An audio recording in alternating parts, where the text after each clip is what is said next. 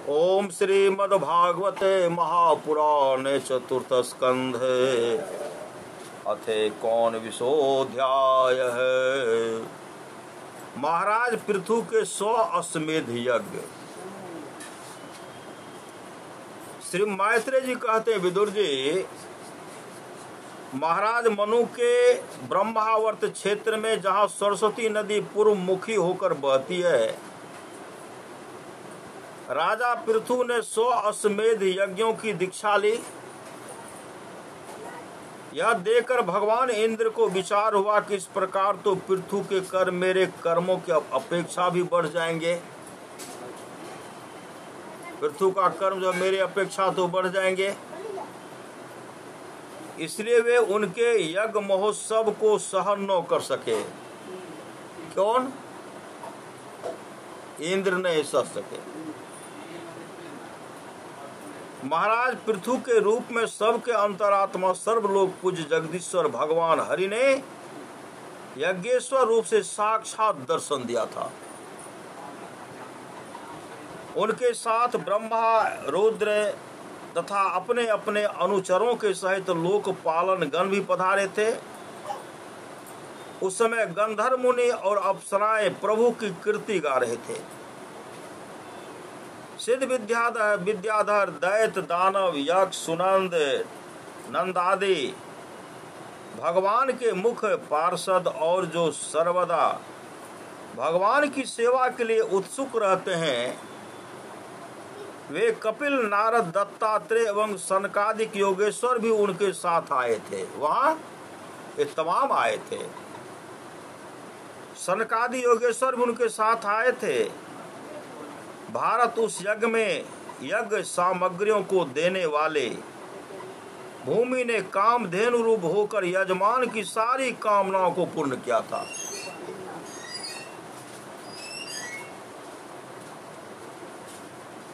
भूमि ने कामधेनु मतलब मां धरती, कामधेनु के रूप में भूमि ने कामधेनु रूप होकर यजमान की सारी कामनाओं को पूर्ण किया था।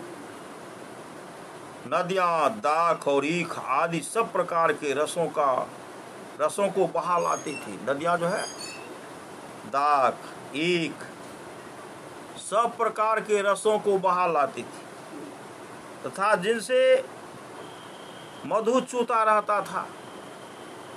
ऐसे बड़े बड़े वृक्ष दूध, दही, अन्न और घृत आदि तरह तरह की सामग्रियां समर्पण करते थे। ऐसे बड़े बड़े वृक्ष क्या करते थे? दूध, दही, अन्न। बड़े बड़े वृक्ष दूध भी देते थे और दही पोरा हुआ वहां से आता था। किसी को पोरने की आवश्यकता नहीं थी। मधु चूता रहता था आदि तरह तरह की सामग्रियां समर्पण करते थे। समुद्र बहुत सी रत्न राशियां, पर्वत, भक्ष, भोज, चौस और ले 4 प्रकार का अन्न तथा लोकपालों के सहित संपूर्ण लोक तरह तरह के उपहार उन्हें समर्पण करते थे।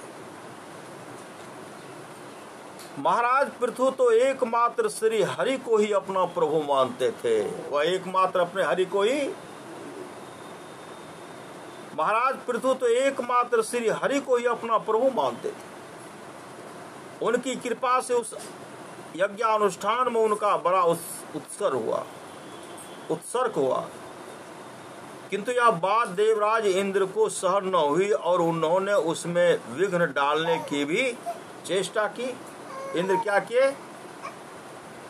विघ्न डालने की चेष्टा की, जिसमें महाराज पृथु अंतिम यज्ञ द्वारा भगवान यज्ञपति की आराधना कर रहे थे।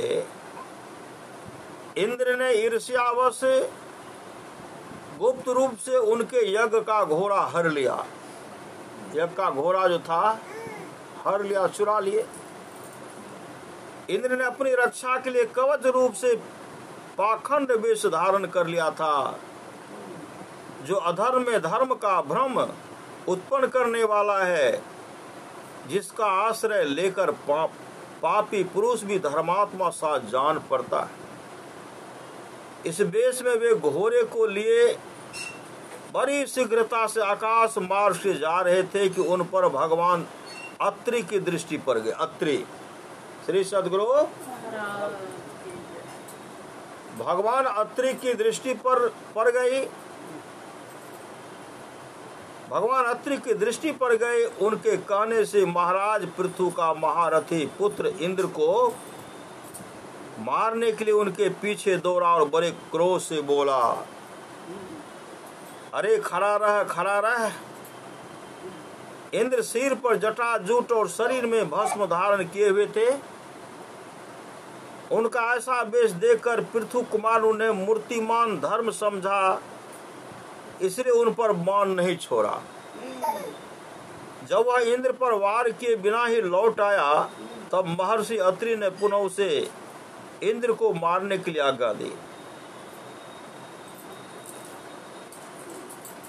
तब महर्षि अत्रि ने पुनः उसे इंद्र को मारने के लिए आज्ञा दी। वत्सिष्ठ देवताधम, इंद्र ने तुम्हारे यज्ञ में विघ्न डाला है, तुम इसे मार डालो, तुम इसे मार डालो। अत्रि मुनि किस प्रकार उत्साहित करने पर पृथु कुमार क्रोध में भर गया। इंद्र बड़ी तेजी से आकाश में जा रहे थे। उनके पीछे वह इस प्रकार दौड़ा जैसे रावण के पीछे जटायु। स्वर्गपति इंद्र उसे पीछे आते देख उस बेश और घोड़े को छोड़कर वही अंतर्धान हो गए और वह वीर अपना यज्ञ पशु लेकर पिता की यज्ञशाला में लौट आया।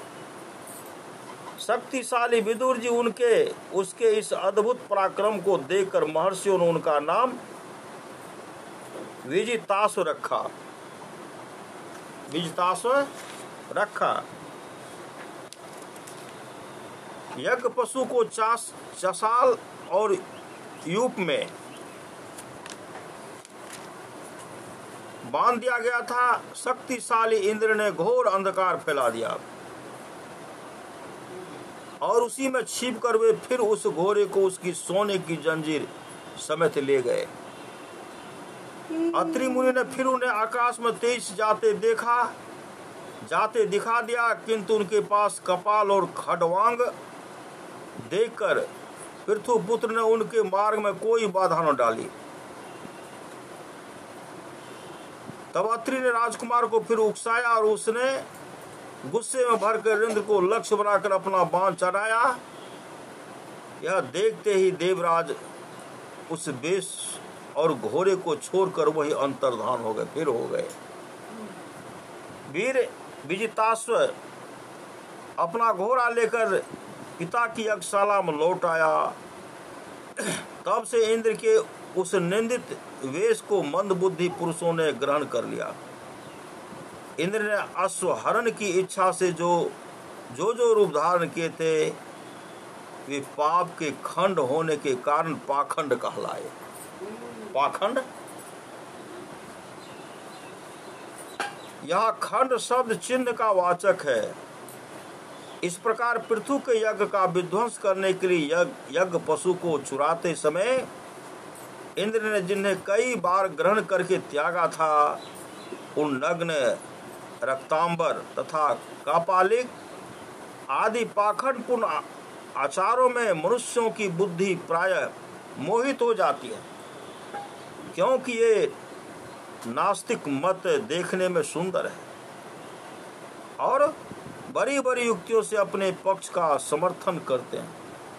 वास्तव में उपधर्म मात्र हैं। लोग भ्रमवश धर्म मानकर उनमें आसक्त हो जाते हैं। इंद्र की कुचाल का पता लगने पर परम पराक्रमी महाराज पृथु को बड़ा क्रोध हुआ। उन्होंने अपना धनुष उठाकर उस पर बाण चलाया। उस समय क्रोधावेश के कारण उनकी ओर देखा नहीं जाता था। जब ऋत्विजों ने देखा कि असह्य पराक्रमी महाराज पृथु इंद्र का वध करने को तैयार हैं, तब उन्हें रोकते हुए कहा, राजन, आप तो बड़े बुद्धिमान हैं। यज्ञ दीक्षा लेने पर शास्त्रविद यज्ञ पशु को छोड़कर आप किसी का वध करना उचित नहीं है।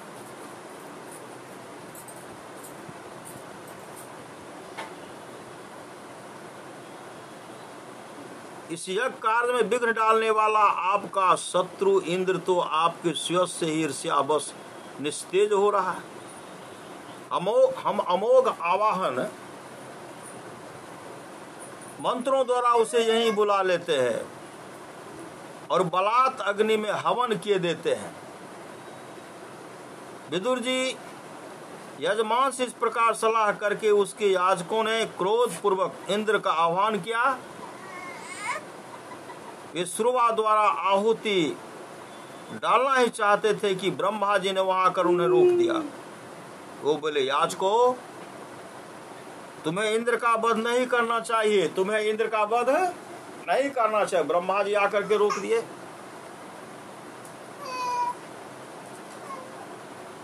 ब्रह्मा जी ने वहां आकर उन्हें रोक दिया। वे बोले, याजकों,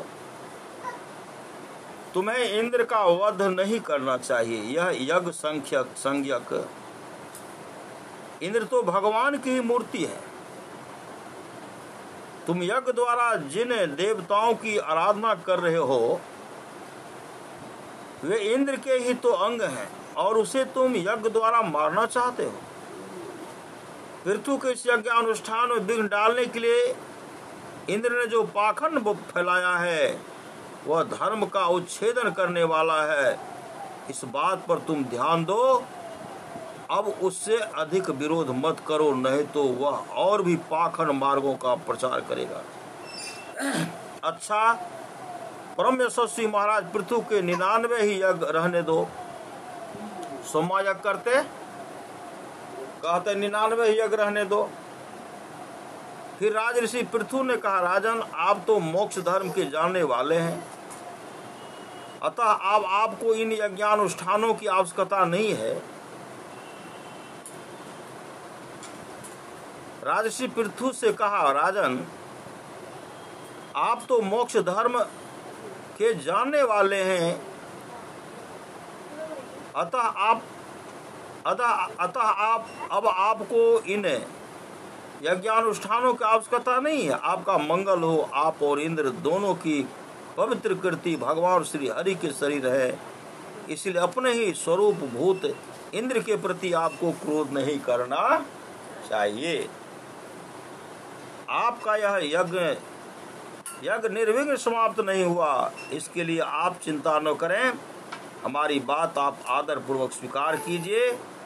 देखिए, जो मनुष्य विधाता के बिगाड़े हुए काम को बनाने का विचार करता है उसका मन अत्यंत क्रोध में भरकर भयंकर मोह में फंस जाता है।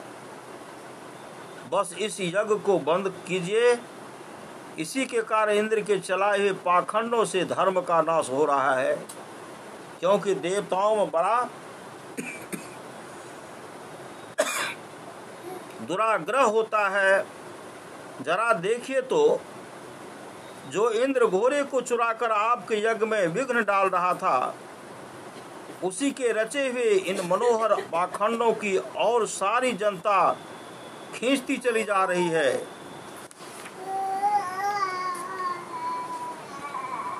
आप साक्षात विष्णु के अंश। वेद के दुराचार से धर्म लुप्त हो रहा था, उस समयोचित धर्म की रक्षा के लिए ही आपने उसके शरीर से अवतार लिया है। अतः प्रजापालक पृथु जी, आप इस अवतार का उद्देश्य विचार कर आप भृगु आदि विश्व रचयिता मुनीश्वरों का संकल्प पूर्ण कीजिए। यह प्रचंड पाखंड पथ रूप इंद्र की माया अधर्म की जननी है, आप इसे नष्ट कर डालिए। श्री मैत्रेय जी कहते हैं, लोक गुरु भगवान ब्रह्मा जी के इस प्रकार समझाने पर प्रबल पराक्रमी महाराज पृथु ने यज्ञ का आग्रह छोड़ दिया और इंद्र के साथ प्रीति पूर्वक संधि भी कर ली। इसके पश्चात जब यज्ञांत स्नान करके निवृत्त हुए, तब उनके यज्ञों से तृप्त हुए देवताओं ने उन्हें अभिष्ट वर दिए। आदि राज पृथु ने अत्यंत श्रद्धा पूर्वक ब्राह्मणों को दक्षिणाएं दी तथा ब्राह्मणों ने उनके सत्कार से संतुष्ट होकर उन्हें अमोघ आशीर्वाद दिए। वे कहने लगे, महाबाहो, आपके बुलाने से जो पितर, देवता, ऋषि और मनुष्य आदि आए थे, उन सभी का आपने दान मान से खूब सत्कार किया। बोलिए प्रेम से श्री सद्गुरु महाराज की जय। इति श्रीमद्भागवते महापुराणे पारमहंस्यां संहितायां चतुर्थ स्कंधे पृथु विजये कोनविंशोऽध्यायः। श्री सद्गुरु महाराज की जय। श्री सद्गुरु महाराज की जय। बाबू के भेद छी यूट्यूब पर न।